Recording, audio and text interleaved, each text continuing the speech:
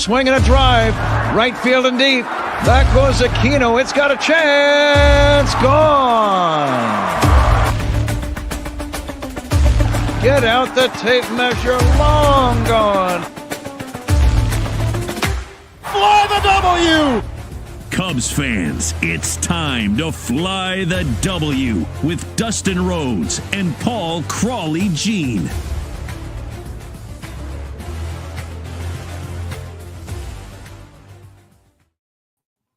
I am happy to have on the podcast Sam Dykstra of MLB.com. Sam, how you doing today? I'm great. Thanks for having me.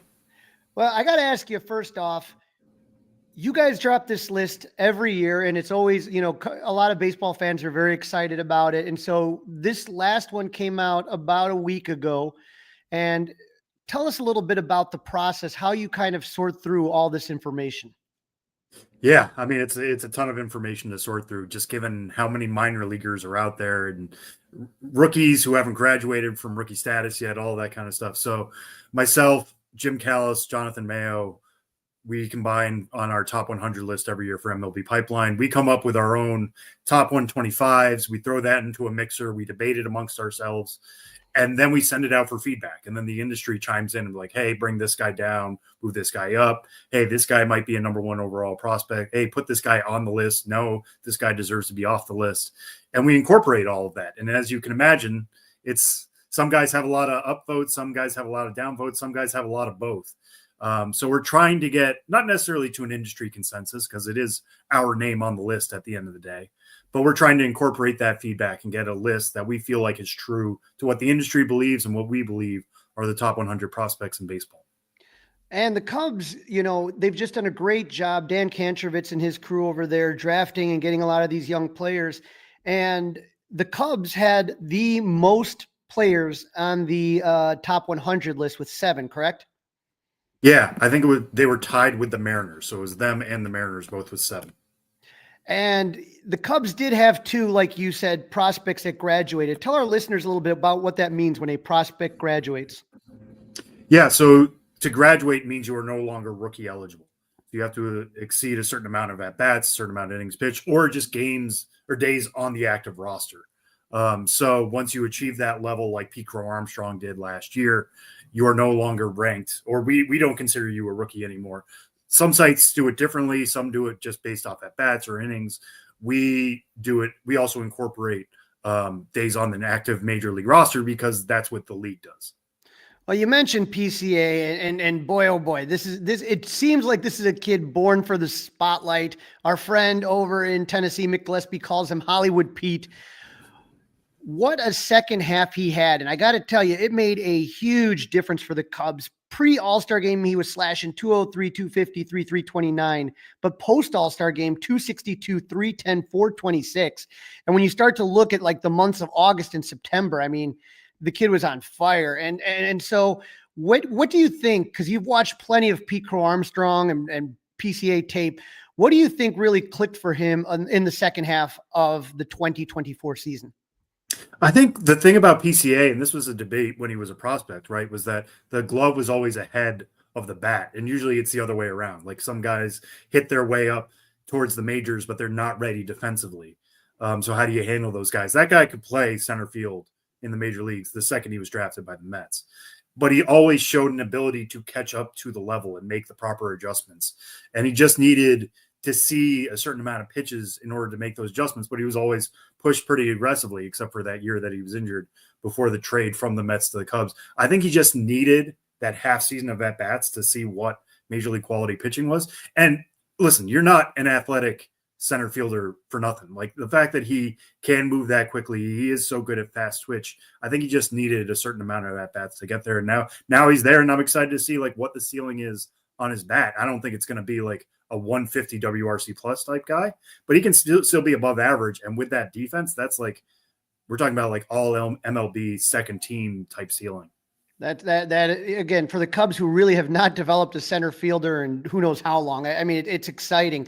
Another guy you mentioned about the bat catching up, but Michael Busch has always had the bat. When he was with the Dodgers, he was one of their top prospects, and he hit 21 home runs last year at first base. That has been a black hole for the Cubs ever since Anthony Rizzo has left. Is there more power in Michael Busch's bat? What do you expect to see him in his second full season? Yeah, I think we expected him to be like a 30-plus homer guy maybe at his peak. So the fact that he got 21 in the first year, that's a good level to start at. He is older for the rookie side, or at least for the prospect side when we used to rank him. But yeah, it's kind of the inverse of PCA, right? Like everybody believed that guy was going to hit. It was just, can you find a position for him? The Dodgers tried him out at second base for a long time, and every time we got feedback, it was Michael Busch is not a second baseman. He's not a huge hulking first baseman, more in that Anthony Rizzo mold. But he can at least handle himself over there somewhat fine. It's going to be the bat that pushes that profile forward. And I believe he could hit 30 plus in year 2. All right. I'm hoping there. Now, were there any, which of the Cubs prospects made it close to the top 100 list, but just couldn't crack it, that you thought, oh man, they almost were there, but not quite? We didn't really have any other Cubs who were on that cusp. We did have a story that came out tonight on MLB.com/pipeline about each team's closest prospect to the top 100. And we went with Brandon Birdsell there. I should say by we, Jim Callis, who does our Cubs top 30.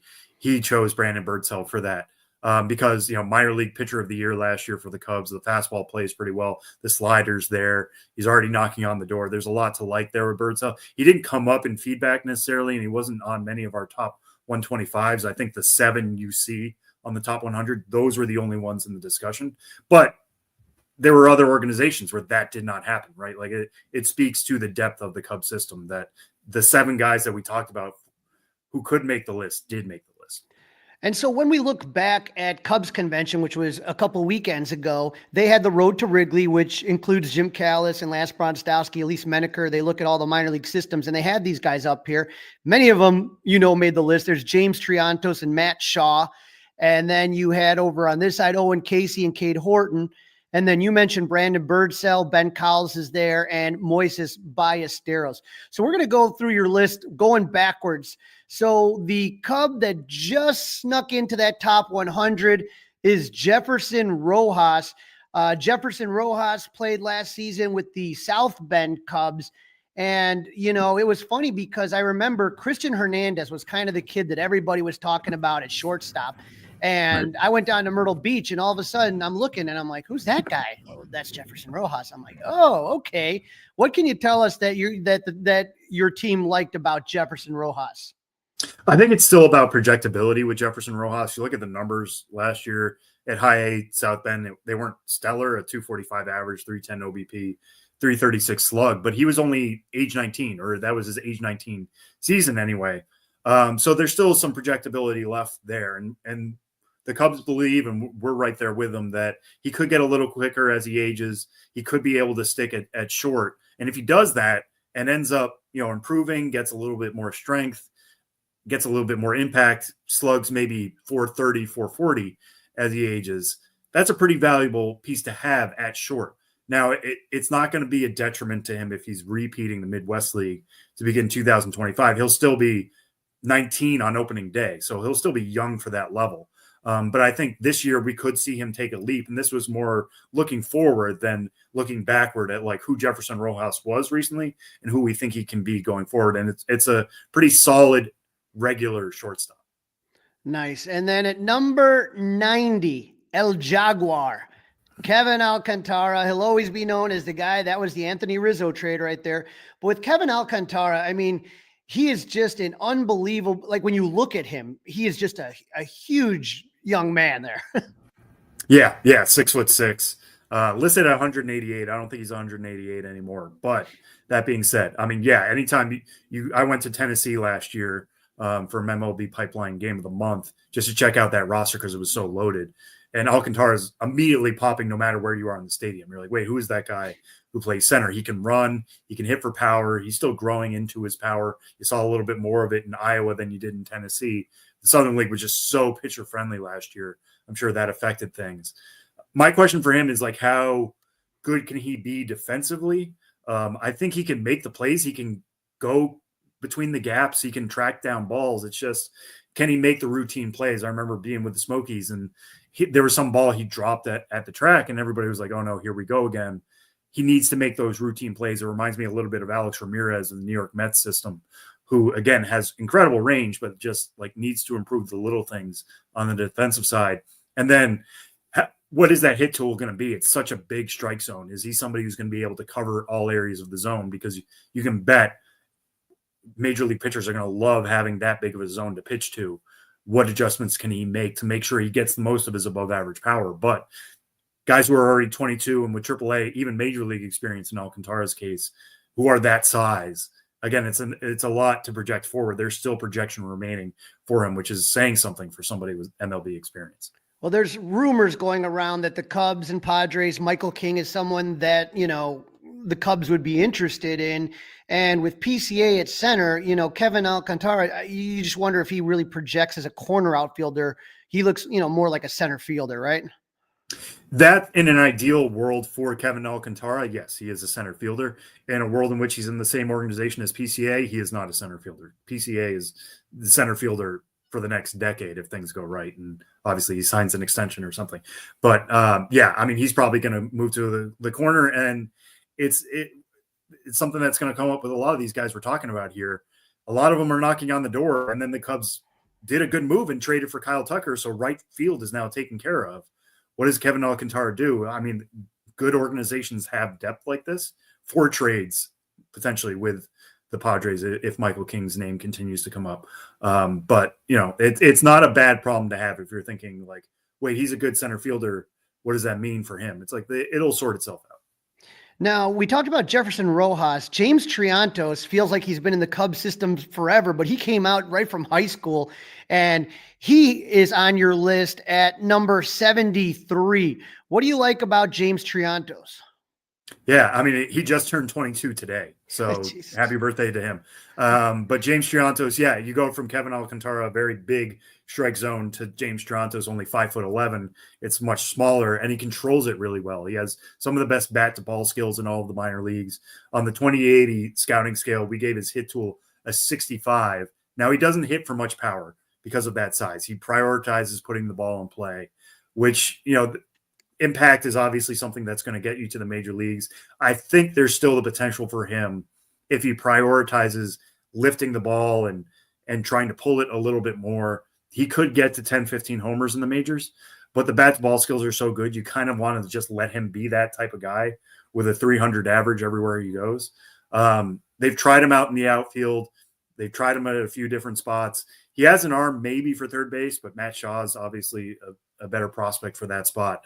I think they're going to continue using him at second base and allow the athleticism to stick up the middle a little bit more. I remember seeing him in the outfield in the Arizona Fall League. It was very much an adventure trying to read balls off the bat, and that only changes with experience. But let Triantos do what he does well, which is get the ball in play a decent second base. Next up on your list was one of our favorites, Moises Ballesteros, coming in at 69. With Moises, this picture was from the Futures game that was in the Home Run Derby. I was at Cubs convention, like I said, mentioned earlier. Here's Moises. But you've been watching his social media. You look at him in this picture. The one question was his body, and it looks like he is taking this serious right now. Yeah, he has. I mean, I saw him in the Arizona Fall League. I talked to him in the Arizona Fall League. He talked about knowing that he wants to stay a catcher. And if that's going to happen, he's going to have to become a better athlete back there. And that's something that came up a bunch in our feedback too. Like we had Ballesteros a little bit higher in our initial list, and teams are getting scared about like whether he's going to be able to stick a catcher. And if he doesn't stick at catcher, he's got to go to first base, which at 5'8" isn't a natural fit for him. But you're not going to stick him in left field. You're not going to stick him at third. So he's going to need to catch. And I do think he's taking that to heart. Now the proof is going to have to be in the pudding. Going back to Iowa at this year, what are the framing numbers going to look like? What's the blocking going to look like? What's the arm going to look like? Because everybody believes in the bat. Now, jumping up to number 54, everyone says four letters, O-W-N-K-C, Owen Casey right here. The big redhead, James Triantos is Rojito, the little redhead. But when you talk about Casey, I mean, when I was talking about Michael King, Casey's name was also mentioned in that as a possibility. And for me, if the Cubs sign Kyle Tucker to an extension, then he becomes expendable. But if you are not sure that you're going to get, Tucker signed long term, then I'm nervous to include him in any trade right now. Yeah, and it would be interesting if he were involved with trade talks with the Padres, right? Because he was initially a Padres pick, so he'd be going back to the other org. Yeah, I mean, again, the Cubs situation right now, as it sits in terms of prospects, reminds me of what the Orioles have been doing the last few years, in which they were just hoarding position player prospects, in which they all reached the majors or at AAA knocking on the door, and you start to get worried of like, what are they going to do with all these guys? And they've basically, for the most part, except for that trade with Corbin Burns with the Brewers, they've kept them around to their benefit. Like I said before, this stuff tends to sort itself out. There are going to be injuries. There's going to be downside of play. Not all prospects work out, but you'd rather have the depth and the options that these guys gives you. For Owen Casey, it's plus power. It's a really strong arm. It's a really stereotypical right field profile. And if he needs to go back to AAA to start this year and maybe even spend a full year there again, it's still his only age 22 season. That's not the worst thing ever. And if Kyle Tucker's leaving in a year, you can plug Owen Casey right back in there and I'm not going to say not skip a beat because Kyle Tucker's one of the best right fielders in baseball, but like Owen Casey with a little extra seasoning, I think is going to be a really good player. I'm really excited to see what happens when that power, when he takes that to the major leagues. And I think a half season of International League ball, he'll be ready for that challenge. Now, at number 52, a couple spots ahead, is the pride of Oklahoma, Cade Horton. Unfortunately, injuries cut his 2024 season a little bit short, but we're hoping that at some point in time he breaks through to Chicago. Do you see him, maybe just kind of because of the injury, having innings limits and maybe kind of starting as a reliever? I don't think they're going to start him as a reliever. I think they would start him as a starter and then go back to that in the second half, or maybe around the All-Star break, be like, okay, where are we in terms of innings? I'm not expecting him coming out of the gate to be throwing 5-6 innings to start. I'm sure they're going to bring him along slowly. But that slider is going to play in the major leagues very quickly. He has the velocity to handle it as well. He has the control. That's why we ranked him as highly as we did. The whole package is there. He just needs to be on the field more. If he was on the field more, he may be a graduate off this list, or he would certainly be in our top 50 overall. So I think it's going to be fascinating to see how they treat him. If he comes up in like July or August and he's already, his professional high for innings is 88 and a third. So if he's at like 90 innings in August, maybe you have the conversation then about moving him to relief, especially if the Cubs are in the race, and just letting him ride that fastball slider combo and just destroy righties at the major league level. But that's the best case scenario. I think you absolutely want to keep him as a starter to begin the year at the very least. All right. At number 19, the highest ranked Cub on your list, Matt Shaw. Now, he played in that Premier 12 tournament and ended up in Japan. And from everything that you hear from the coaches, and it looked like he got some really good coaching while he was on that team. But for the Cubs right now, third base is open. It's his to take. Yeah, it's been really interesting to see how the Cubs have treated that third base spot, right? And I know there are still rumors about maybe Alex Bregman being out there, and they are more than willing to do their due diligence again because they are now in a 1-year window with Kyle Tucker that they should be contending. You might as well try to see if Alex Bregman is available for the right price. But I really like Matt Shaw. I'm sure many people watching this right now or listening have seen him hit. It's such an interesting stance. His front foot almost looks like it's pointed backwards, but yet it seems to work for him. He's got that killer leg kick to stay in time. It seems to work for him. It allows him to lift the ball. It's kind of like a stomp and lift situation. He's got more power than his frame would indicate. He's from Massachusetts like myself, and he grew up watching Dustin Pedroia, and I think really loved that he was kind of a Mighty Mouse situation. He's clearly carried that with him everywhere he's gone.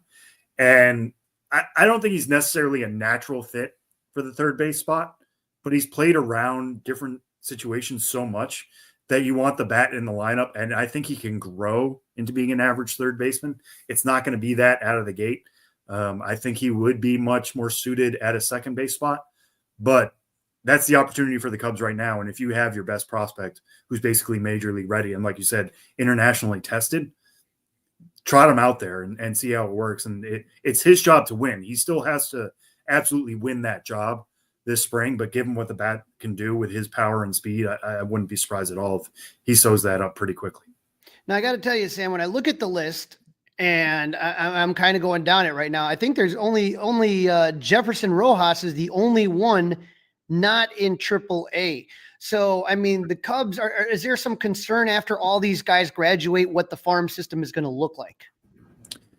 I mean, if 6 of these 7 guys graduate in 2025, then yeah, there's not a ton of depth behind it. But again, I draw that comparison to the Orioles, right? Like the Orioles system right now is not what it once was.